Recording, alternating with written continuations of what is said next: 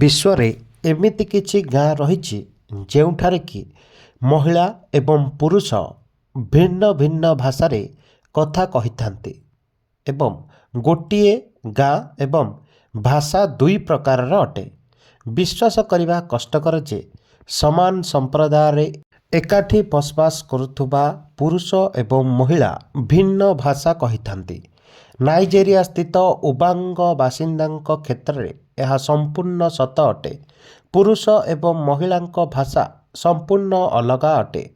କୌତୂହଳର ବିଷୟ, ଉବାଙ୍ଗରେ ଉଭୟ ପୁରୁଷ ଏବଂ ମହିଳା ଭିନ୍ନ ଭିନ୍ନ ଭାଷାରେ କଥା କହିବା ସତ୍ତ୍ୱେ ପରସ୍ପରକୁ ସମ୍ପୂର୍ଣ୍ଣ ରୂପେ ବୁଝିବାରେ ସକ୍ଷମ ଅଟନ୍ତି। ଉବାଙ୍ଗ ଜନଜାତି ସମ୍ପର୍କରେ ଅଧ୍ୟୟନ କରୁଥିବା ପ୍ରଫେସର ଚି ଚି କହିଛନ୍ତି, ପ୍ରାୟ 500 ବର୍ଷ ତଳୁ ସେମାନେ ଏହିଭଳି ପରମ୍ପରାରେ ଜୀବନ ଅତିବାହିତ କରୁଛନ୍ତି। ପୁରୁଷ ଓ ମହିଳା କହୁଥିବା ଭିନ୍ନ ଭିନ୍ନ ଭାଷାରେ କେତୋଟି ଶବ୍ଦରେ ସମାନତା ମଧ୍ୟ ରହିଛି। ଅନେକ ବର୍ଷ ତଳେ ଜନଜାତିରେ କୌଣସି କଥାକୁ ନେଇ ମତଭେଦ ହେବା ପରେ ଏହିପରି ଭିନ୍ନ ଭାଷା କହିବାର ନିୟମ ପ୍ରଚଳିତ ହୋଇ ଆସୁଥିବା ଅନୁମାନ କରିଛନ୍ତି ଗବେଷକ ମୁଖ୍ୟ।